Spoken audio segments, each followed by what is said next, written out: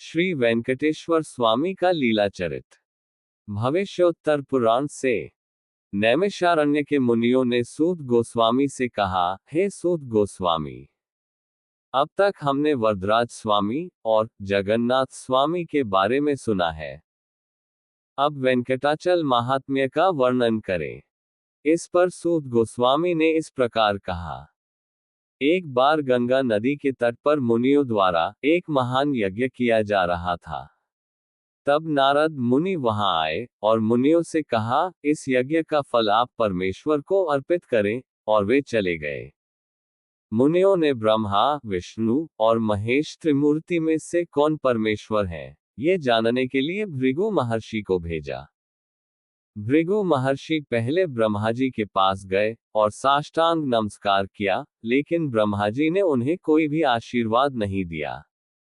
इसलिए भृगु महर्षि वहां से कैलाश की ओर चले गए। कैलाश में शिवजी पार्वती देवी के साथ एकांतवास कर रहे थे। पार्वती देवी भृगु महर्षि के आगमन को देखकर संकोच के कारण शिवजी से दूर चली गईं। तब शिवजी ने कहा, जब पति पत्नी अकेले में हो तो बिना अनुमति के आप कैसे अंदर चले आए, और क्रोधित होकर उनका संहार करने के लिए तैयार हुए। इस पर भृगु महर्षि ने उन्हें कहा, मैं क्यों यहाँ आया हूँ, इस बात को सोचे समझे बिना ही मुझे नष्ट करने के लिए आ रहे हो। इसलिए मैं तुम्हें श्राप देता हूं कि आज से तुम्हें पृथ्वी पर मातृलिंग पूजा ही मिलेगी। और फिर भृगु महर्षि कैलाश से वैकुंठ की ओर चले गए। वैकुंठ में उस समय भगवान विष्णु आदिशेष पर शयन कर रहे थे। भृगु महर्षि ने सोचा कि यह भगवान विष्णु की परीक्षा लेने का उचित समय है, और उन्होंने भगवान विष्णु के पास जाकर उनके वक्षस्थल पर अपने पैर से प्रहार किया। भगवान विष्णु तुरंत उठकर बोले, हे महर्षि, आपकी उपस्थिति का ध्यान न रख पाने के लिए क्षमा करें, और इस प्रकार क्षमा प्रार्थी हुए। फिर उन्होंने महर्षि को सिंहासन पर बैठाया और कहा, मेरा वक्षस्थल वज्र से भी 8 गुना कठोर है, इसलिए आपके पैर में दर्द हो रहा होगा। फिर उन्होंने गुनगुने जल से महर्षि का पाद प्रक्षालन किया और उस पानी को भक्ति से अपने सिर पर छिड़का। बाद में भृगु महर्षि गंगा नदी के तट पर लौट आए और वहां एकत्रित सभी मुनियों को बताया कि उन्होंने ब्रह्मा, विष्णु और महेश को कैसे परखा। मुनियों ने तब निष्कर्ष निकाला कि भगवान विष्णु ही परमेश्वर है, और यज्ञ का फल भगवान विष्णु को समर्पित किया जाना चाहिए। भृगु महर्षि द्वारा ब्रह्मा, विष्णु और महेश का परीक्षण पद्म पुराण और भागवत में उल्लेखित है। पद्म पुराण में भृगु महर्षि के द्वारा त्रिमूर्ति के परीक्षण के बाद मुनियों ने निष्कर्ष निकाला कि विष्णु ही परमेश्वर हैं, और यज्ञ का फल विष्णु को समर्पित किया। भागवत में शुकदेव गोस्वामी ने परीक्षित महाराज से कहा, कुछ लोग मानते हैं कि ब्रह्मा इस सृष्टि के सृष्टा हैं, कुछ लोग शिव को और कुछ विष्णु को। सरस्वती नदी के किनारे मुनियों ने इस संदेह को दूर करने के लिए भृगु महर्षि को भेजा। भृगु महर्षि ने त्रिमूर्ति का परीक्षण किया और निष्कर्ष निकाला कि ब्रह्मा, विष्णु और महेश में से विष्णु ही परमेश्वर है। नारायण का वेंकटाचल में आगमन। भृगु महर्षि के चले जाने के बाद लक्ष्मी देवी ने विष्णु से कहा, जब भृगु ने अपने पैर से मेरे निवास स्थान के ऊपर प्रहार किया, तब उसे श्राप देने के बजाय आपने उसकी सेवा की। इसके कारण अब मैं इस वैकुंठ में नहीं रह सकती। ये कहकर लक्ष्मी देवी दुखित होकर वैकुंठ छोड़कर करवीरपुर में तपस्या करने लगी।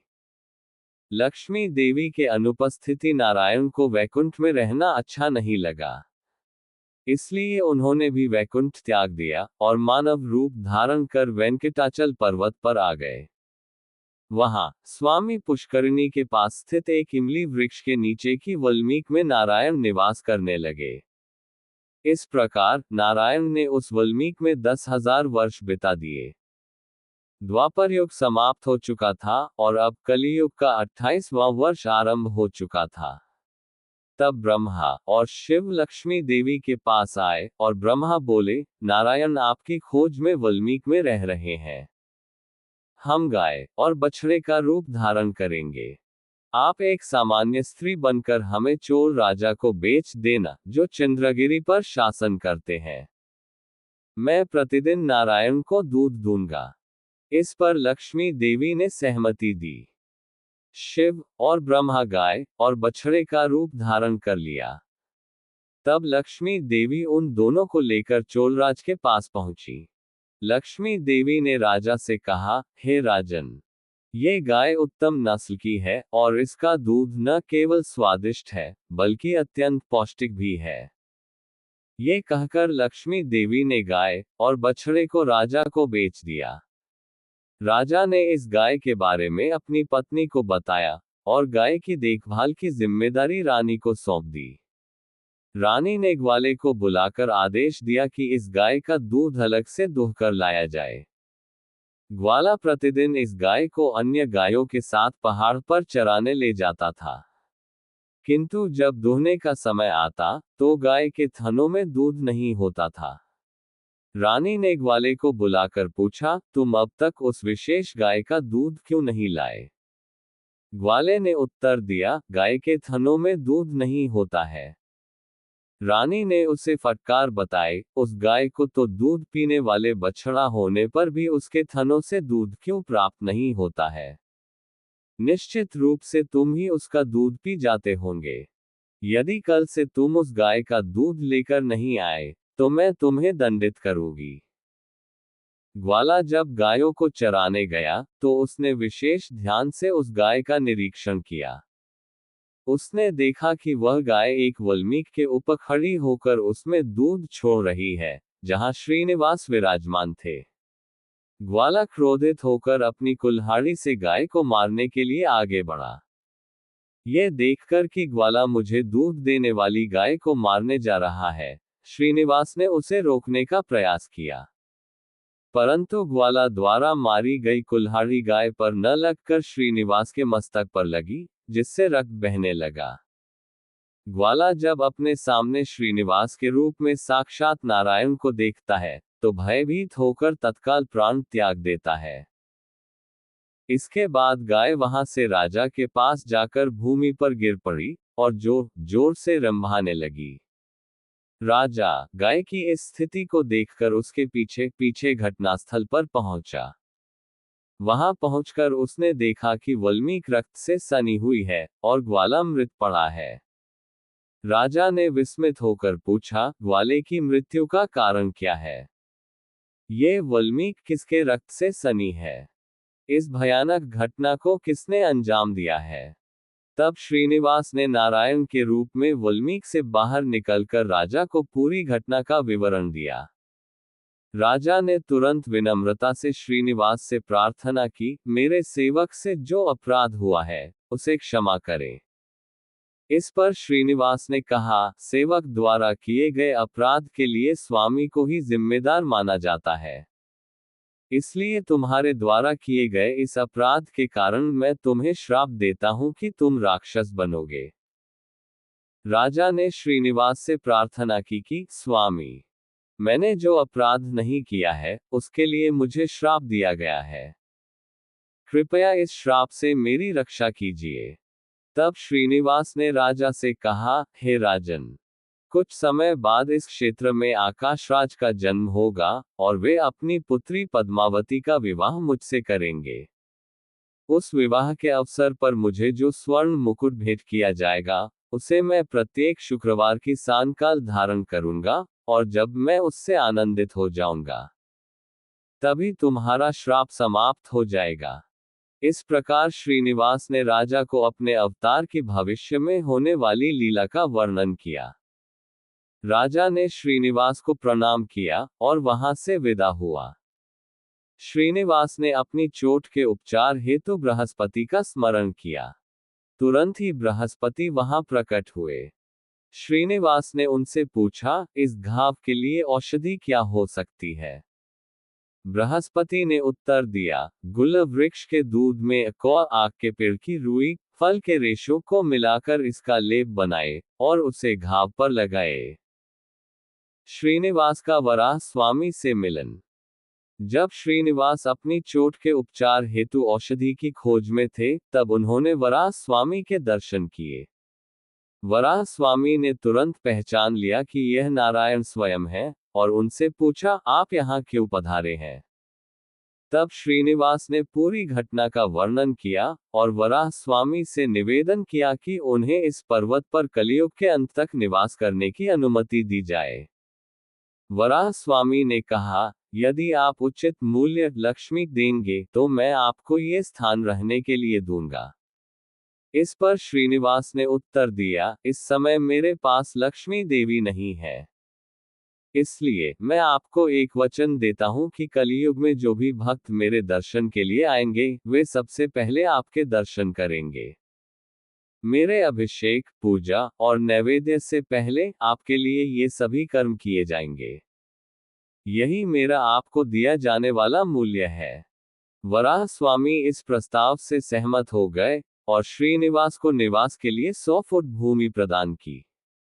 इसके बाद वराह स्वामी ने वकुलमाता से कहा कि वे श्रीनिवास के लिए प्रतिदिन भोजन की व्यवस्था करें, जैसे वे उनके लिए भोजन बनाती थी।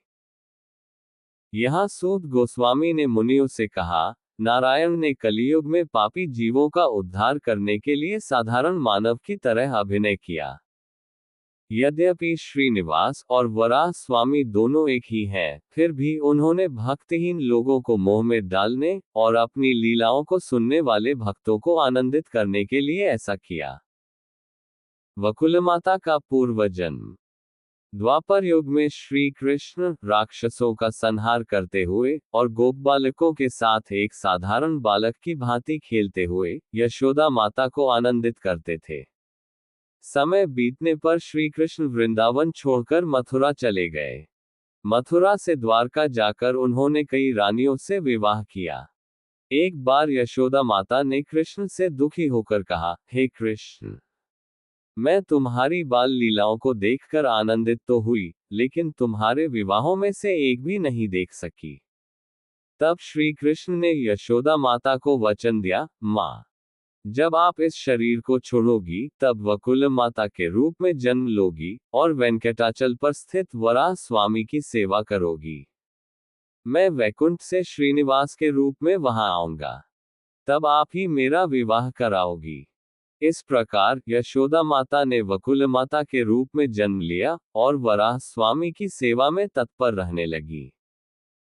श्रीनिवास का पद्मावती देवी से मिलन। श्रीनिवास वेंकटाचल पर वकुल माता की सेवा स्वीकार कर सुखपूर्वक समय बिता रहे थे। एक दिन उन्होंने शिकार पर जाने का निश्चय किया। जैसे ही उन्होंने मन में सोचा, वायु देवता एक घोड़े के रूप में प्रकट हुए और श्रीनिवास के पास आए। श्रीनिवास वस्त्राभूषणों से सुसज्जित होकर धनुष बाण धारण कर शिकार के लिए निकले। उन्होंने कई जानवरों, शेरों, बाघों, लोमड़ियों, हाथियों, सर्पभृंगों और जंगली सुअरों का शिकार किया। इसके बाद वे एक हाथी का पीछा करने लगे। वह हाथी श्रीनिवास के समक्ष साष्टांग प्रणाम कर जान बचाने की प्रार्थना करने लगा। श्रीनिवास ने दया करके उसे छोड़ दिया। वहीं पास में एक पुष्पवाटिका में पद्मावती देवी अपनी सखियों के साथ फूल चुन रही थी। श्रीनिवास ने उन्हें देखा और उनके पास गए।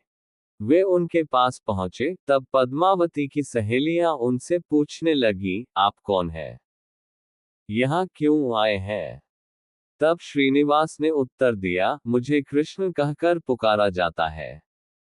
मेरे भाई बलराम, मेरी बहन सुभद्रा, मेरे पिता वसुदेव और मेरी माता देवकी है। मैं श्यामवर्ण का हूँ और कृष्ण पक्ष में जन्मा हूँ, इसलिए मेरा नाम कृष्ण पड़ा है। इसके बाद उन्होंने पद्मावती देवी से पूछा, आपका नाम और वंश क्या है? पद्मावती देवी ने उत्तर दिया, मेरा नाम पद्मावती है, मेरे पिता आकाशराज हैं। हमारा वंश चंद्रवंश है और गोत्र अत्रि मुनि का है। हे वनराज, अब आप यहाँ से जा सकते हो। श्रीनिवास ने उत्तर दिया, हे राजकुमारी, इतना क्रोध क्यों? पथिकों की प्यास बुझाने वाले और अन्नदान करने वाले स्वर्ग प्राप्त करते हैं। भले ही भोजन न कराएं, परंतु उनसे नम्रतापूर्वक बोलने से पुण्य मिलता है। मैं अब तुम्हारे प्रति प्रेमासक्त हो चुका हूं। मेरी इच्छा पूरी करके तुम स्वर्ग जाओगी। इस पर पद्मावती देवी ने श्रीनिवास को फटकारते हुए कहा, हे दुष्ट, क्या तुम्हें प्राणों की चिंता नहीं है? मेरे पिताश्री के आने से पहले ही यहां से चले जाओ, अन्यथा तुम्हारा अंत निश्चित है। श्रीनिवास ने कहा, हे राजकुमारी, राजा मुझे अधर्मपूर्वक क्यों दंड देंगे? तुम अविवाहित हो और मैं तुम्हारे योग्य वर हूं। मैं तुमसे शादी के लिए प्रस्ताव रखूं, उसमें मेरा कोई दोष नहीं है। पद्मावती ने क्रोधित होकर कहा, हे मूर्ख, मेरे पिताश्री आकाशराज अवश्य ही तुम्हें दंड देंगे। श्रीनिवास ने शांत स्वर में कहा, जो जन्मा है उसकी मृत्यु निश्चित है। पूर्व जन्म के कर्मों के अनुसार शुभ और अशुभ फल प्राप्त होते हैं। मैंने कोई अपराध नहीं किया है, तो राजा आकाशराज मुझे क्यों दंड देंगे? पद्मावती ने उत्तर दिया, हे वनराज, माता पिता और बंधु बांधवों को छोड़कर तुम कोई की तरह क्यों मरना चाहते हो? परंतु श्रीनिवास ने पद्मावती देवी की बातें अनसुनी कर दी और अपने घोड़े पर सवार होकर उनके नजदीक जाने लगे। अचानक हुई इस घटना से भयभीत होकर पद्मावती देवी ने श्रीनिवास पर पत्थर फेंकने शुरू कर दिए। उनकी सहेलियां भी पत्थर मारने लगी। इन पत्थरों की चोट से श्रीनिवास का घोड़ा मर गया और स्वयं श्रीनिवास को भी गहरी चोटें आईं। ताकि लोग उन्हें एक साधारण मानव समझते रहें, इसलिए श्रीनिवास वहां से लौटकर वेंकटाचल आ गए और विश्राम करने लगे। इसके बाद मुनियों ने सूत गोस्वामी से पूछा, वह पद्मावती देवी कौन है? उनके जन्म की कथा बताए। तब सूत गोस्वामी ने पद्मावती देवी के जन्म के विषय में विस्तार से बताना आरंभ किया। पद्मावती देवी का जन्म। महाभारत युद्ध के 1000 वर्ष बाद सुधर्म नामक राजा समस्त भूमि पर शासन कर रहे थे। सुधर्म के आकाशराज और तोंडमान नामक दो पुत्र उत्पन्न हुए, दोनों नारायण के भक्त थे। आकाशराज का विवाह धरणी देवी नामक राजकन्या से हुआ। कई वर्षों तक संतान न होने के कारण आकाशराज ने पुत्र कामेष्टि यज्ञ करने का निश्चय किया। यज्ञ के लिए भूमि जोतते समय जब उनको एक बालिका मिली, तब आकाशवाणी हुई कि, हे राजन, इस बालिका को अपनी पुत्री के रूप में स्वीकार करो। इस बालिका के कारण आपकी कीर्ति जग भर में फैलेगी। राजा ने प्रसन्न होकर पद्म में उत्पन्न होने के कारण बालिका का नाम पद्मावती रखा और उसका अपनी पुत्री के रूप में पालन किया। उस बालिका की कृपा से आकाशराज को एक पुत्र भी उत्पन्न हुआ, जिसका नाम वसुदास रखा गया। पद्मावती देवी का पूर्वजन्म। वकुलमाता स्वादिष्ट पदार्थों को भोजन के लिए तैयार करके श्रीनिवास के पास आए और बोली, गोविंदा, तुम दिन के समय क्यों सो रहे हो? जागो। तुम दुखी क्यों हो? तुम्हारे दुख का कारण क्या है? क्या तुम जंगल में भूत प्रेतों को देखकर डर गए हो? या फिर तुम जानवरों से डरते हो? तुम्हारे शरीर पर इतने घाव क्यों है? क्या तुमने जंगल में किसी कन्या को देखा है? यदि देखा है, तो वह भाग्यशाली कन्या कौन है, जो तुम्हारे मन को हर ले गई है? उसके बारे में मुझे बताओ। तब श्रीनिवास ने लक्ष्मी देवी के समान दिखने वाली पद्मावती देवी के बारे में इस प्रकार बताया, जब मैंने त्रेतायुग में श्रीराम के रूप में अवतार लिया, तब मेरे पिता की आज्ञा से सीता और लक्ष्मण के साथ 14 वर्षों का वनवास किया। मेरे और लक्ष्मण की अनुपस्थिति में रावण ने सीता देवी का अपहरण कर लिया, और जब वह सीता देवी को लेकर जा रहा था, तभी अग्निदेव अपने वाहन भेड़ पर सवार होकर वहां प्रकट हुए और रावण से कहा, हे रावण, तुम सीता देवी को नहीं ले जा रहे हो। वह एक ब्राह्मण स्त्री है। राम ने तुम्हारे भय से सीता देवी को मेरे पास छिपा दिया है। सीता देवी को मेरे पास से ले लो और ब्राह्मण स्त्री को छोड़ दो। रावण ने अग्नि देवता की बात मान ली और सीता देवी को छोड़कर अग्नि देवता के पास स्थित वेद्रवती को ले गया। रावणासुर वध के बाद जब वेद्रवती अग्नि में प्रवेश कर रही थी, तब अग्नि से असली सीता प्रकट हुई और उसने मुझे पिछले घटनाक्रम के बारे में बताया और वेद्रवती से विवाह करने का अनुरोध किया। तब मैंने उत्तर दिया, मैंने राम अवतार में केवल एक पत्नी से ही विवाह करने की प्रतिज्ञा की है, इसलिए अब मैं उनसे विवाह नहीं कर सकता। कलियुग में वेद्रवती जब आकाशराज के घर जन्म लेंगी, तब मैं उनसे विवाह करूंगा। तब तक वेद्रवती ब्रह्मलोक में ब्रह्मदेव की पूजा स्वीकार करती रहेंगी। इसके बाद वेद्रवती ब्रह्मलोक चली गईं। वही वेद्रवती अब आकाशराज के पुत्र कामेष्टि यज्ञ में यज्ञभूमि को जोतते समय एक पद में मिली। चूंकि वह एक पद में मिली थी, इसलिए आकाशराज ने उस बालिका का नाम पद्मावती देवी रखा। वराह पुराण में वेद्रवती के बारे में इस प्रकार वर्णन है। वेद्रवती नारायण से विवाह के लिए तपस्या कर रही थी। उसी समय लंका के राजा रावण ने, जिसने सभी दिशाओं के अधिपति और पृथ्वी पर राज्य करने वाले सभी राजाओं को जीत लिया था, वेद्रवती को तपस्या करते हुए देखा। रावण वेद्रवती के पास गया और कहने लगा, हे कल्याणी, तुम्हारी तपस्या और सौंदर्य में कोई मेल नहीं बैठता। मैंने 14 लोकों को जीत लिया है। इंद्र सहित सभी देवता मेरे सेवक हैं। त्रिमूर्ति मुझसे डरते हैं। अब तीनों लोक मेरे अधीन हैं। मैंने इन सब लोकों की यात्रा की, लेकिन तुम्हारे जैसी सुंदर कन्या को कहीं नहीं देखा। तुम्हें देखते ही मेरा मन काम से उत्तेजित हो गया है। तुम इस तपस्या को छोड़ दो ताकि तुम्हारा यौवन व्यर्थ न जाए। तुम मुझे विवाह के लिए स्वीकार करो और मेरी लंका के राज्य को समृद्ध करो। तुम्हें 14 लोकवासियों की सेवा प्राप्त होगी। वेद्रवती ने रावण की बातें सुनकर क्रोध और भय से परिपूर्ण होकर साहस जुटाते हुए उत्तर दिया, हे राक्षसराज, मैंने नारायण के अतिरिक्त किसी अन्य से विवाह न करने का व्रत लिया है। इसलिए मैं नारायण के लिए तपस्या कर रही हूँ। यदि नारायण मुझसे विवाह नहीं करेंगे, तो मैं अपने प्राणों का त्याग कर दूंगी, पर किसी और से विवाह नहीं करूंगी। अतः तुम अपने मार्ग पर चले जाओ।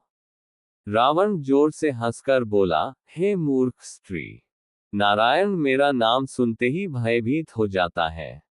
मैं तुम्हें स्वयं प्रस्ताव दे रहा हूं और तुम मना कर रही हो।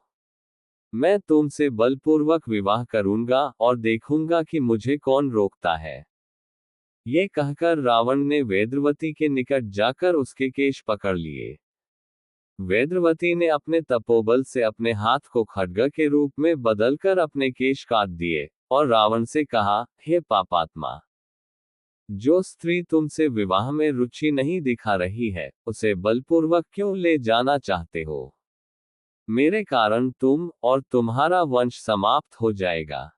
ये कहते हुए वेद्रवती ने अग्नि में प्रवेश कर लिया। वही वेद्रवती अग्नि देवता ने रावण को दी थी। वकुलमाता का पद्मावती देवी की सखियों से मिलना। श्रीनिवास ने वकुलमाता से कहा, मैं पद्मावती से विवाह करना चाहता हूँ। अतः कृपया आप पद्मावती के माता पिता के पास जाकर मेरे विवाह की व्यवस्था करें। वकुलमाता ने श्रीनिवास से कहा, स्वामी, जैसा आपने कहा, मैं वैसे ही आपके विवाह की व्यवस्था करूंगी।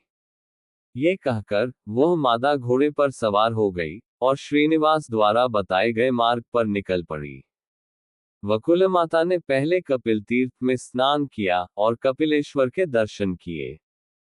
वहां उन्होंने प्रार्थना की कि उनके पुत्र का विवाह हो जाए। वहां से वकुलमाता ने पद्मसरोवर में स्नान किया और वहां स्थित कृष्ण बलराम मंदिर में जाकर कृष्ण बलराम की कमल के फूलों से पूजा की। वहां से वकुलमाता सुवर्णमुखारी नदी गईं और उसमें स्नान करके पवित्र हुई। वकुलमाता सुवर्णमुखारी नदी से प्रस्थान करके अगस्त्य आश्रम पहुंची और वहां अगस्त्येश्वर के दर्शन किए। उसी समय पद्मावती देवी की सखियां भी वहां पर आईं। वकुलमाता उनके पास गई और उनसे पूछा, आप कौन है? यहाँ क्यों आई हैं? उन कन्याओं ने उत्तर दिया, हम पद्मावती देवी की सखियां हैं, और फिर उन्होंने पुष्पोटिका में घटित घटनाओं का विवरण दिया। आगे उन्होंने कहा, जब वह किरातक शिकारी वहां से चला गया, तब पद्मावती देवी मूर्छित होकर भूमि पर गिर पड़ी। हम पद्मावती देवी को पालकी में उठाकर आकाशराज के पास ले गए और सारी घटनाएं बताईं। तब आकाशराज ने अपने पुत्र वसुदास से कहा, बृहस्पति को यहाँ लेकर आओ। वसुदास स्वर्ग गया और बृहस्पति को लेकर आया। आकाशराज ने बृहस्पति की अतिथि सेवा की और उनसे पद्मावती के स्वस्थ होने का उपाय पूछा। तब बृहस्पति ने सुझाव दिया कि आप अगस्त्येश्वर की अभिषेक सेवा करें। आकाशराज ने ब्राह्मणों से कहा, अगस्त्येश्वर की अभिषेक सेवा करें और उसके लिए आवश्यक व्यवस्था करने का हमको निर्देश दिया। इसलिए हम अभिषेक पूजा के लिए आवश्यक सामग्री लेकर यहाँ आए हैं। इसके बाद पद्मावती देवी की सखियों ने वकुलमाता से पूछा, आप कौन है? कहाँ से आ रही है? यहाँ आने का क्या कारण है? वकुलमाता ने उत्तर दिया, पुराण पुरुष और जन्मरहित नारायण के प्रभाव से तुम अपरिचित हो। वही नारायण अब वेंकटाचल पर्वत पर एक साधारण मानव के रूप में निवास कर रहे हैं। मैं उन्हीं नारायण की सेवा करती हूँ। मेरा नाम वकुला है। मैं पद्मावती देवी की माता धरणी देवी से मिलने आई हूँ। कृपया मुझे उनसे मिलने का मार्ग बताएं। पद्मावती देवी की सखियों ने कहा, आप हमारे साथ आकर धरणी देवी से मिल सकती हैं। वकुलमाता ने सहमति व्यक्त की और उनके साथ चल पड़ी। श्रीनिवास का महिला ओझा का वेश धारण करना। वकुलमाता का आकाशराज के पास विवाह प्रस्ताव लेकर प्रस्थान करने के बाद श्रीनिवास को विचार आया कि केवल एक ही पुत्र होने वाला संतानहीन होने के समान है, और केवल एक ही आंख वाला व्यक्ति अंधे के समान है। इसी प्रकार केवल अकेली स्त्री द्वारा किए गए कार्य सफल नहीं होते। संभव है कि वकुलमाता द्वारा कही गई बातें आकाशराज को विश्वास योग्य न लगे। यह विचार कर उन्होंने ब्रह्मदेव को एक बालक के रूप में रूपांतरित किया और शिव को मंत्रछड़ी बनाया। बाद में स्वयं एक महिला ओझा का वेश धारण किया।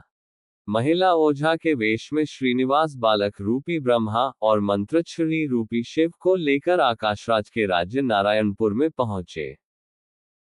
नारायणपुर के लोगों को सुनाई देने वाले स्वर में वह स्त्री कहने लगी, मैं किसी के भी भूत, वर्तमान और भविष्य के बारे में बता सकती हूँ। नगर की एक स्त्री यह सुनकर धरणी देवी के पास गई और उस महिला ओझा के बारे में बताया।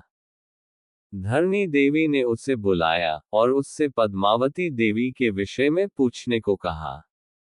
पद्मावती देवी का हाथ देखकर उस महिला ओझा ने धरणी देवी से कहा, आपकी पुत्री ने कुछ दिनों पहले पुष्पोटिका में एक युवक को देखा है और उससे प्रेम करने लगी।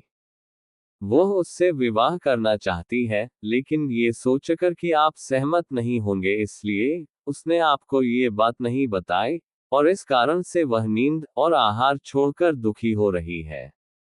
यदि आप तुरंत उस युवक से पद्मावती का विवाह नहीं कराएंगी, तो आपकी पुत्री जीवित नहीं रह पाएगी।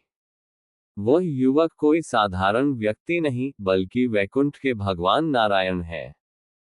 यदि आप नारायण से अपनी पुत्री का विवाह कराएंगी, तो उसकी मानसिक पीड़ा समाप्त हो जाएगी। ये कहकर महिला ओझा वहां से चली गई।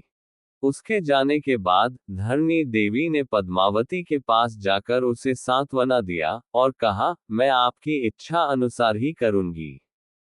तुम दुखी मत हो। वकुलमाता का धरणी देवी से मिलना। पद्मावती देवी की सखियां धरणी देवी के पास जाकर वकुलमाता के आगमन के बारे में बताती हैं।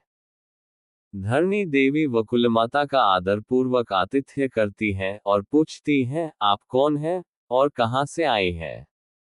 वकुलमाता ने उत्तर दिया, मैं वेंकटाचल पर्वत पर वराह स्वामी और नारायण की सेवा करती हूँ। उन्होंने पुष्पवाटिका में घटित घटना का विवरण भी दिया और कहा, नारायण आपकी पुत्री से विवाह करना चाहते हैं। अतः उन्होंने मुझे आपका अभिप्राय जानने के लिए भेजा है। धरणी देवी ने वकुलमाता से कहा, मैं अपने पति से परामर्श करके आपको उत्तर दूंगी। इसके बाद धरणी देवी आकाशराज के पास जाकर वकुलमाता और महिला ओझा द्वारा बताए गए सारे विषयों का उल्लेख करती है। आकाशराज ने बृहस्पति को बुलाकर उनसे वकुलमाता और महिला ओझा द्वारा बताई बातों पर चर्चा की और श्रीनिवास के बारे में जानकारी मांगी। बृहस्पति ने उत्तर दिया, श्रीनिवास के बारे में मुझसे अधिक सुखदेव जानते हैं, अतः आप सुखदेव से पूछें। आकाशराज ने तोंडमान को बुलाकर सुखदेव को आमंत्रित करने के लिए भेजा। तोंडमान ने जाकर सुखदेव के समक्ष आकाशराज का आमंत्रण प्रस्तुत किया। सुखदेव तोंडमान के साथ आए और आकाशराज ने आगे बढ़कर उनका स्वागत किया और उन्हें अतिथिगृह में ले जाकर सम्मानपूर्वक आसन पर बिठाया। वह सुखदेव से वकुलमाता और महिला ओझा द्वारा बताए गए विषयों पर चर्चा करते हैं और श्रीनिवास के बारे में जानकारी मांगते हैं। सुखदेव ने वैकुंठ में घटी घटना और नारायण का वेंकटाचल आने का कारण बताया। इसके बाद उन्होंने आकाशराज से कहा, आप अत्यंत सौभाग्यशाली हैं। अपने पूर्वजन्म के पुण्य के फलस्वरूप नारायण स्वयं आपके दामाद बनने जा रहे हैं। हे राजन, आपकी मित्रता के कारण हम भी इस सौभाग्य के सहभागी बने हैं। आकाशराज द्वारा श्रीनिवास को विवाह पत्र लिखना। आकाशराज ने बृहस्पति से परामर्श किया और पूछा कि श्रीनिवास को शुभ पत्र कैसे लिखें। तब बृहस्पति ने सुझाव दिया, दिव्य मंगलमय स्वरूप वाले, सभी शुभ गुणों से युक्त, सनातन, जन्म मरण से परे, स्वतंत्र, किसी के अधीन नहीं और अनेक अवतार धारण करने वाले नारायण के चरणों की सेवा करने का उत्साह रखने वाला मैं आकाशराज, जो आपकी कृपा से नारायणपुर का शासन करता हूँ। मैं अपनी पुत्री पद्मावती का विवाह आपसे करने का निश्चय कर चुका हूँ। अतः कृपया वैशाख शुक्ल दशमी शुक्रवार के शुभ मुहूर्त में अपने बंधु बांधवों के साथ पधारकर पद्मावती से विवाह करें। आकाशराज ने बृहस्पति के निर्देशानुसार यह पत्र लिखा और इसे सुखदेव को सौंपते हुए प्रार्थना की, आप वकुलमाता और अपने शिष्यों के साथ वेंकटाचल जाकर यह शुभ पत्र श्रीनिवास को प्रदान करें। सुखदेव ने सहमति व्यक्त की और वेंकटाचल जाकर सारी घटनाएं श्रीनिवास को बताईं और आकाशराज का लिखा हुआ शुभ संदेश श्रीनिवास को सौंप दिया। श्रीनिवास वह शुभ संदेश पढ़कर अत्यंत प्रसन्न हुए। उन्होंने सुखदेव को आलिंगन करते हुए कहा, जिस प्रकार हनुमान ने मुझे सीता का समाचार दिया था और तब मैंने उन्हें आलिंगन कर ब्रह्मपद प्रदान किया था, उसी प्रकार मैं तुम्हें भी आशीर्वाद देता हूँ। श्रीनिवास द्वारा आकाशराज को उत्तर पत्र लिखना। तत्पश्चात श्रीनिवास ने सुखदेव से कहा, मैं इंद्र के मित्र आकाशराज को उसी प्रकार पत्र लिखूंगा जैसे मैंने पहले रुक्मिणी को लिखा था। उन्होंने पत्र में लिखा, राजाओं द्वारा पूजित सुधर्म के पुत्र आकाशराज को मैं श्रीनिवास भक्तिपूर्ण प्रणाम करता हूँ और यह पत्र लिख रहा हूँ। आपके द्वारा भेजा गया शुभ पत्र पढ़कर मुझे अत्यंत प्रसन्नता हुई। वैशाख शुक्ल दशमी शुक्रवार को आपने जो शुभ मुहूर्त निर्धारित किया है, उस दिन मैं अवश्य पधारकर पद्मावती से विवाह करूंगा। जिस प्रकार समुद्र ने अपनी पुत्री लक्ष्मी को मुझे समर्पित कर यश प्राप्त किया था, उसी प्रकार आप भी अपनी पुत्री पद्मावती को मुझे अर्पित करके इस लोक में यश प्राप्त करेंगे। जैसे भागीरथ ने गंगा को धरती पर लाकर कपिल मुनि के श्राप से श्रापित सगर पुत्रों का उद्धार किया था, वैसे ही आप भी अपनी सुंदर पुत्री को मुझे अर्पित कर अपने पितरों का उद्धार करेंगे और अतुलनीय कीर्ति प्राप्त करेंगे। श्रीनिवास ने ये पत्र शुकदेव को सौंपा और उन्हें आकाशराज तक पहुंचाने के लिए भेजा। श्रीनिवास द्वारा देवताओं को विवाह में आमंत्रित करना। श्रीनिवास ने वकुलमाता से कहा, आकाशराज अपने बंधु बांधवों के साथ है। मनुष्य समानता रखने वाले लोगों के साथ ही विवाह या किसी विवाद में शामिल होना पसंद करते हैं। मैं यहाँ अकेला हूँ, बंधु बांधवों से दूर। इसलिए हमें भी विवाह के लिए अपने बंधु बांधवों के साथ जाना चाहिए। इसके बाद श्रीनिवास ने गरुड़ और आदिशेष का स्मरण किया और वे तुरंत प्रकट हुए। श्रीनिवास ने गरुड़ से कहा, तुम तुरंत ब्रह्मा जी के पास जाओ और उन्हें मेरे विवाह का शुभ पत्र देकर कहो कि वे अपने बंधु बांधवों सहित मेरे विवाह में सम्मिलित हो। आदिशेष से उन्होंने कहा, तुम कैलाश जाओ और शिवजी को मेरे विवाह का शुभ पत्र देकर अपने बंधु बांधवों सहित विवाह में आने का निमंत्रण दो। गरुड़ और आदिशेष ने उनके आदेश का पालन किया और निमंत्रण पहुंचाया।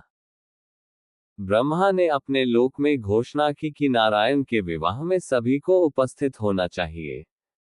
उन्होंने इंद्र, कुबेर, वरुण, यमराज जैसे दिक्पालों को बुलाकर आदेश दिया कि वे भी अपने बंधु बांधवों सहित विवाह में सम्मिलित हों। ब्रह्मा अपनी पत्नियों सरस्वती, सावित्री, गायत्री और दिक्पालों के साथ शेषाचल पहुंचे और श्रीनिवास के चरणों में प्रणाम किया। शिवजी भी कैलाश से अपने बंधु बांधवों सहित आए और श्रीनिवास को प्रणाम किया। ब्रह्मा की इच्छा से विश्वकर्मा ने सभी अतिथियों के लिए निवास की व्यवस्था की। इसके बाद श्रीनिवास ने विश्वकर्मा को नारायणपुर जाने और विवाह मंडप का निर्माण करने का निर्देश दिया। लक्ष्मी देवी का श्रीनिवास के विवाह में आना। श्रीनिवास ने अपने मन में सोचा कि उनका विवाह लक्ष्मी देवी को भी देखना चाहिए। उन्होंने सूर्यदेव को बुलाया और कहा, करवीरपुर कोल्हापुर में मेरे लिए तपस्या कर रही लक्ष्मी देवी के पास जाओ और उन्हें बताओ कि मैं शेषाचल पर्वत पर भूख के कारण दुर्बल होकर भूमि पर गिर पड़ा हूं। ये सुनते ही वह यहां आ जाएंगी। सूर्यदेव ने उत्तर दिया, स्वामी, लक्ष्मी देवी सभी के मन की बात जानती है। यदि मैं उन्हें ये कहूं कि आप भूख के कारण दुर्बल होकर भूमि पर पड़े हैं, तो वह मेरी बात पर कैसे विश्वास करेगी? श्रीनिवास ने उत्तर दिया, मेरी माया के प्रभाव से वह तुम्हारी बात पर विश्वास करके यहाँ आ जाएंगी। सूर्यदेव ने कहा, स्वामी, मैं वैसा ही करूंगा जैसा आपने कहा। सूर्यदेव लक्ष्मी देवी के पास गए और कहा, नारायण भूख के कारण दुर्बल होकर भूमि पर गिर पड़े हैं। ये सुनकर लक्ष्मी देवी ने उनकी बात पर विश्वास कर लिया और तुरंत वेंकटाचल पहुंची। लक्ष्मी देवी को देखकर सभी ऋषि, मुनियों और देवताओं ने उन्हें प्रणाम किया। लक्ष्मी देवी ने श्रीनिवास को प्रणाम किया और उनका आलिंगन किया। श्रीनिवास ने लक्ष्मी देवी से कहा, रामावतार के समय तुमने वेदवती से विवाह करने के लिए मुझसे कहा था। वही वेदवती अब पद्मावती के रूप में जन्मी है। मैं चाहता हूं कि तुम्हारी उपस्थिति में मैं पद्मावती से विवाह करूं। लक्ष्मी देवी ने प्रसन्नतापूर्वक सहमति दे दी। श्रीनिवास का कुबेर से ऋण लेना। श्रीनिवास ने ब्रह्मा जी से कहा, आए हुए सभी लोगों के लिए भोजन की व्यवस्था करें। ब्रह्मा जी ने उत्तर दिया, स्वामी, यहाँ भोजन पकाने के लिए आवश्यक सामग्री या पात्र उपलब्ध नहीं है। श्रीनिवास ने कहा, मैं अभी साधारण मनुष्य के रूप में हूँ, इसलिए मैं वैकुंठ में स्थित अपने धन का उपयोग भूलोक में नहीं कर सकता। ब्रह्मा जी ने सुझाव दिया, स्वामी, विवाह या गृह निर्माण के समय यदि धन की कमी हो तो साधारण मनुष्य ऋण लेते हैं। इसी प्रकार आप भी कुबेर से ऋण लें। श्रीनिवास ने उनकी बात मान ली और कुबेर को बुलाकर विवाह के खर्च के लिए ऋण मांगा।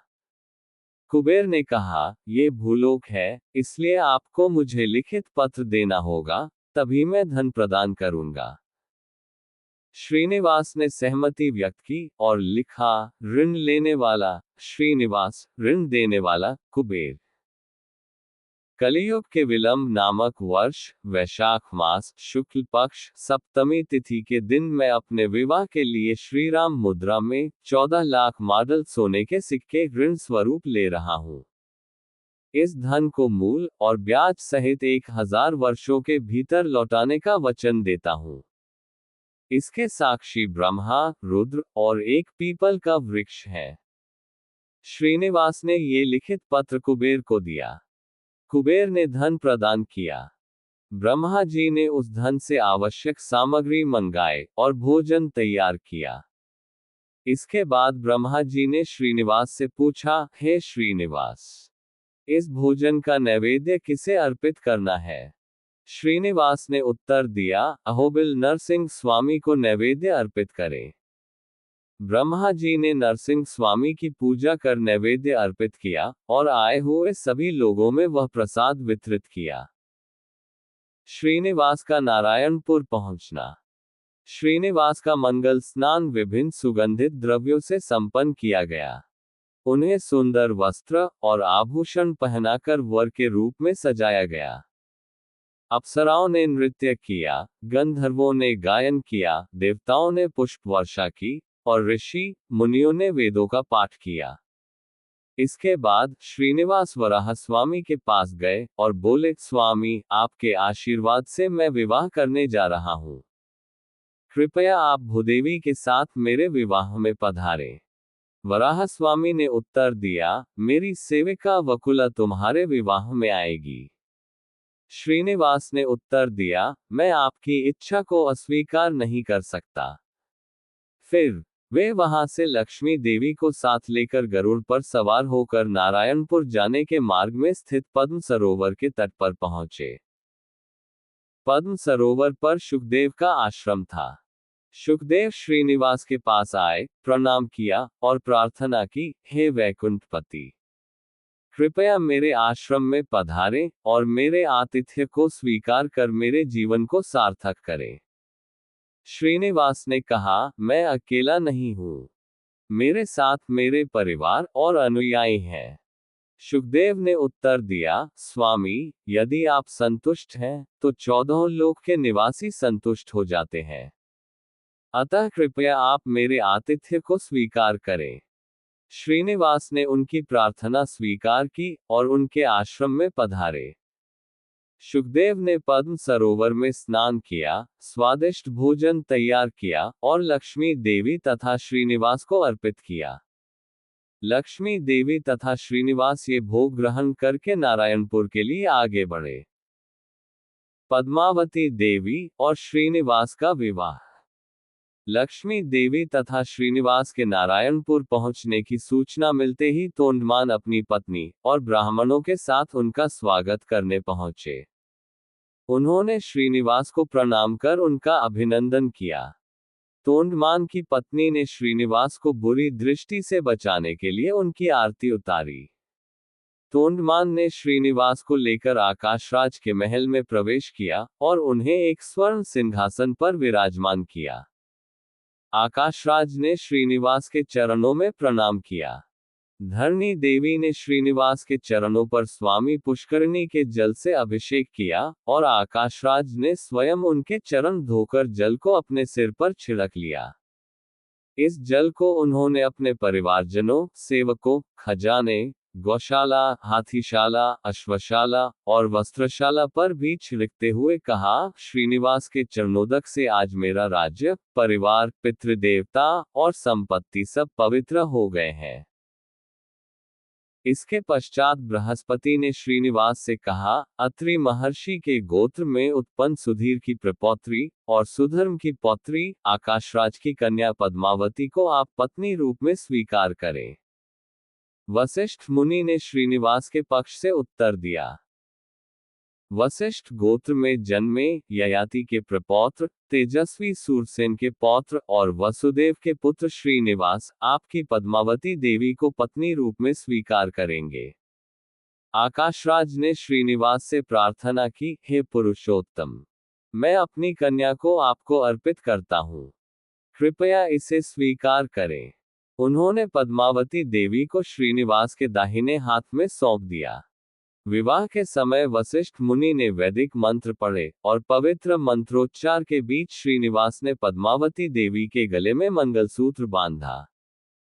इस दौरान ब्राह्मण स्त्रियों ने पद्मावती देवी को आशीर्वाद दिया, हे देवी, सावित्री के समान अनेक पुत्रों को जन्म देकर समस्त लोक की मां बनो और सबके लिए कल्याणकारी बनो। नारायणपुर में पद्मावती देवी और श्रीनिवास का विवाह जहां हुआ था, वहां अब पद्मावती देवी और वेंकटेश्वर स्वामी का मंदिर स्थित है, जो तिरुपति से 40 किलोमीटर की दूरी पर है। विवाह के उपलक्ष्य में आकाशराज ने करोड़ों की संख्या में गौएं, घोड़े, वस्त्र, आभूषण और धन ब्राह्मणों को दान में दिए। उन्होंने श्रीनिवास को दहेज के रूप में सोने का शतभार मुकुट, कंठाभरण, मणियों के आभूषण, दोनों भुजाओं के लिए नागाभरण, अंगूठियां, सोने का कमरपट्टा और रत्न जटित हार भेंट किए। विवाह के बाद सभी ने श्रीनिवास और पद्मावती के साथ भव्य भोज में भाग लिया। यह उत्सव 4 दिनों तक चला। 5वें दिन श्रीनिवास पद्मावती देवी के साथ गरुड़ पर सवार होकर सुवर्णमुखारी नदी के तट पर स्थित अगस्त्य मुनि के आश्रम पहुंचे। आकाशराज, जो पद्मावती देवी के वियोग से दुखी थे, उन्होंने विवाह के उपरांत भोजन सामग्री और सेवकों के साथ अगस्त्य मुनि के आश्रम में उनकी सेवा हेतु सैकड़ों दासियां भेजी। उन्होंने स्वयं पद्मावती देवी और श्रीनिवास से भेंट की। श्रीनिवास ने आकाशराज से कहा, आप मेरे लिए गुरु के समान हैं। अपनी कोई इच्छा हो तो बताए, जिसे मैं पूरी कर सकूं। आकाशराज ने विनती की, हे कृष्ण, मुझे और मेरे परिवार को भक्ति का वरदान दें।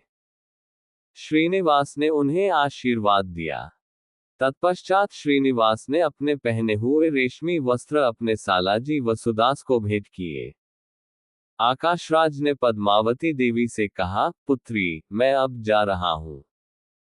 श्रीनिवास की सेवा करके अपने जीवन को सार्थक करो। इसके बाद वे नारायणपुर लौट गए। श्रीनिवास ने देवताओं और मुनियों से कहा, मैं आगामी 6 महीनों तक अगस्त्य मुनि के आश्रम में रहूंगा। आप सभी अपने अपने लोक लौट जाएं।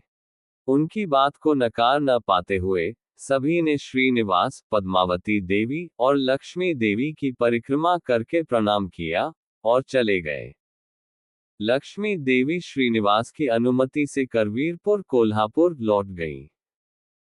आकाशराज का देह त्याग।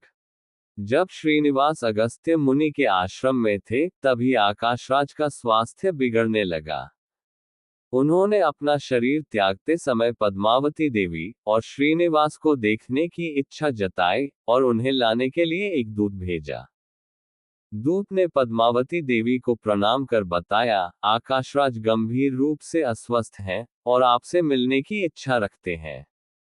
यह सुनते ही पद्मावती देवी मूर्छित होकर गिर पड़ी। अगस्त्य मुनि की पत्नी सेवा करके पद्मावती देवी को होश में लाई।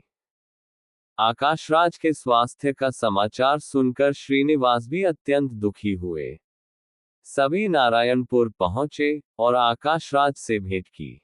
श्रीनिवास ने उनसे भावुक होकर कहा, हे राजन, आप अपने पुत्र वसुदास, पुत्री पद्मावती, धैर्यवान भाई तोंडमान, सामंत राजाओं, राज्य और शरीर को छोड़कर जा रहे हैं। आप ही हमारे माता पिता हैं। आपके बिना हम अनाथ हो जाएंगे। अब हमें आपके साक्षात दर्शन करने का सौभाग्य प्राप्त नहीं होगा। आकाशराज ने उत्तर दिया, हे श्रीनिवास, यद्यपि आप सब लोगों के बंधु हो, लेकिन सौभाग्यवश आपने हमसे प्रत्यक्ष संबंध स्थापित किया है। आप हमारे बंधु बने, उससे हमारे सभी के जन्म सफल हो गए हैं। मैं ब्रह्मलोक जाने के बाद अपने पुत्र वसुदास और भाई तोंडमान की रक्षा का भार आप पर छोड़ता हूं। ये कहकर आकाशराज ने अपने प्राण त्याग दिए और उनके लिए आए विमान में ब्रह्मलोक चले गए। वसुदास ने वशिष्ठ, अगस्त्य, अत्रि और भरद्वाज जैसे मुनियों के निर्देशन में आकाशराज के अंतिम संस्कार किए। इसके बाद श्रीनिवास और पद्मावती देवी अगस्त्य मुनि के आश्रम लौट आए। राज्य के लिए तोंडमान और वसुदास का युद्ध। आकाशराज के देहत्याग के बाद तोंडमान ने वसुदास से कहा, जब बड़े व्यक्ति नहीं रहते तो छोटे को राज्य मिलता है, अतः इस राज्य का राजा बनने का अधिकार मेरा है। वसुदास ने उत्तर दिया, पिता का राज्य पुत्र को ही मिलता है, इसलिए इस राज्य पर मेरा अधिकार है। इस प्रकार दोनों राज्य के लिए विवाद करते हुए युद्ध के लिए तैयार हो गए। युद्ध में मदद करने के लिए वसुदास और तोंडमान दोनों ने श्रीनिवास से सहायता की याचना की। श्रीनिवास ने एकांत में पद्मावती देवी से पूछा, मैं किसकी मदद करूं? पद्मावती देवी ने उत्तर दिया, तोंडमान वीर और युद्ध में अनुभवी है। वसुदास न तो युद्ध में अनुभवी है और पिता विहीन भी है, इसलिए आप वसुदास की सहायता करें। श्रीनिवास ने तोंडमान को अपना शंख और चक्र सौंप दिए और वसुदास को युद्ध में सहायता देने का वचन दिया। युद्ध शुरू हो गया। वसुदास ने तोंडमान को 10 बाणों से घायल कर दिया। क्रोध में तोंडमान ने वसुदास को छोड़कर श्रीनिवास के साथ युद्ध करने का निश्चय किया। श्रीनिवास ने तोंडमान को घायल कर उसके सारथी को मार डाला और रथ को नष्ट कर दिया। ये देखकर तोंडमान का पुत्र श्रीनिवास पर आक्रमण करने आया और उसने 5000 बाणों से श्रीनिवास के वक्षस्थल को घायल कर दिया। क्रोध में तोंडमान ने घोड़े पर सवार होकर श्रीनिवास द्वारा दिए गए सुदर्शन चक्र से श्रीनिवास के वक्षस्थल पर प्रहार किया, जिससे श्रीनिवास साधारण मनुष्य की भांति मूर्छित होकर युद्ध भूमि में गिर पड़े। श्रीनिवास के युद्ध भूमि में गिरते ही अंतःपुर के ऊपर से ये दृश्य देख रही पद्मावती देवी दुखी होकर अगस्त्य मुनि के पास गईं और सबके सामने प्रार्थना करने लगी, क्या मेरे पति युद्ध भूमि में मूर्छित हो गए हैं, या वे केवल मेरी परीक्षा के लिए ऐसा कर रहे हैं? मुझे मार्गदर्शन दे कि अब मैं क्या करूं। अगस्त्य मुनि ने पद्मावती देवी से कहा, देश और काल के अनुसार कार्य करने पर ही मनुष्य फल प्राप्त करता है। इसलिए अपने पति का कल्याण चाहती हो तो उन्हें युद्ध भूमि से वापस लाने का प्रयास करो।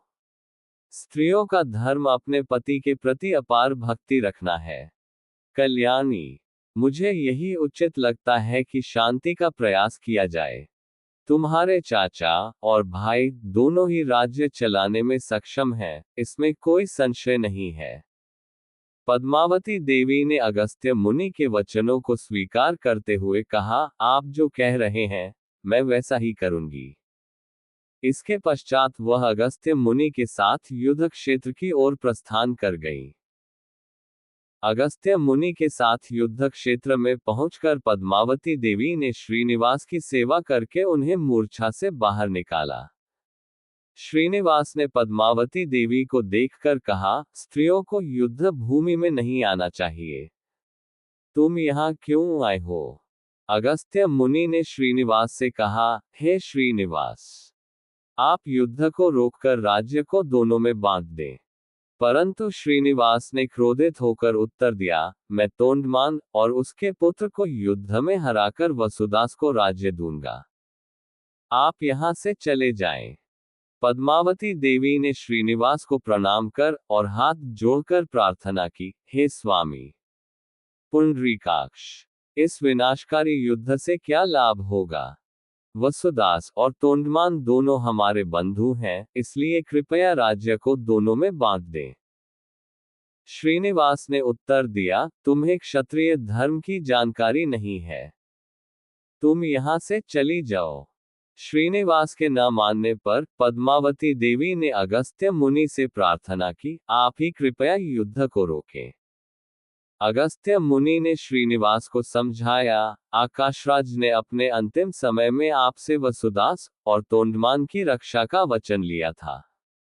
यदि आप एक को मारकर दूसरे को राज्य देंगे तो आपने जो वचन दिया उसे तोड़ देंगे। अतः दोनों में राज्य को समान रूप से बांट दें। अगस्त्य मुनि की मंत्रणा सुनकर श्रीनिवास शांत हो गए और वसुदास और तोंडमान को बुलाकर कहा, आकाशराज ने अपने शरीर त्यागते समय मेरे ऊपर आप दोनों की रक्षा का दायित्व सौंपा था। अतः आप दोनों राज्य को समान रूप से बांट लो। वसुदास और तोंडमान श्रीनिवास की बात को नकार नहीं सके और राज्य को समान रूप से बांट लिया। श्रीनिवास का अर्चामूर्ति बनना। श्रीनिवास ने वसुदास और तोंडमान को राज्य बांटने के बाद अगस्त्य मुनि के आश्रम में रहना शुरू कर दिया। एक दिन तोंडमान श्रीनिवास के पास आए और प्रणाम किया। श्रीनिवास ने तोंडमान को गले लगाते हुए पूछा, तुम क्यों आए हो? तोंडमान ने उत्तर दिया, स्वामी, आपके दर्शन से बढ़कर मेरे लिए कुछ भी महत्वपूर्ण नहीं है। हे श्रीनिवास, आप योगियों के स्वामी हैं, आप ही सृष्टि के निर्माता हैं, ब्रह्मा जी को नियुक्त करने वाले हैं और लक्ष्मी देवी के साथ विहार करने वाले हैं। उन्होंने श्रीनिवास की स्तुति करते हुए कहा, आपकी सेवा करके मैं अपने जीवन को सार्थक करना चाहता हूँ। श्रीनिवास ने कहा, हे राजा, तुम्हारे भाई के कारण मैं गृहस्थ बना हूँ। फिर भी मेरे पास रहने के लिए घर नहीं है। आकाशराज के दामाद के लिए यह कीर्ति होगी कि उसके पास निवास के लिए घर नहीं है और उसे दूसरों के घर में रहना पड़ता है। इसलिए मेरे लिए इस वेंकटाचल पर्वत पर 3 प्राकारों, 2 गोपुरों, 7 द्वारों, फूलों की माला गूंथने की जगह, रसोई, यज्ञशाला, वस्त्र भंडार, तेल का कक्ष, भोजन कक्ष और आभूषण कक्ष के साथ एक अद्भुत मंदिर बनवाओ। तोंडमान ने श्रीनिवास के बताए अनुसार मंदिर का निर्माण कराया। मंदिर श्रीनिवास मंगापुरम से के लिए सीढ़ियों का निर्माण भी कराया गया। इस प्रकार मंदिर का निर्माण पूरा होने पर उन्होंने श्रीनिवास को बताया। श्रीनिवास ने शुभ मुहूर्त में देवताओं के साथ उस मंदिर में प्रवेश किया। उन्होंने पद्मावती देवी को अपने वक्षस्थल पर धारण किया, बाएं हाथ को कमर पर रखा और दाएं हाथ से अपने चरणों का आश्रय लेने का संकेत करते हुए अर्चामूर्ति बन गए।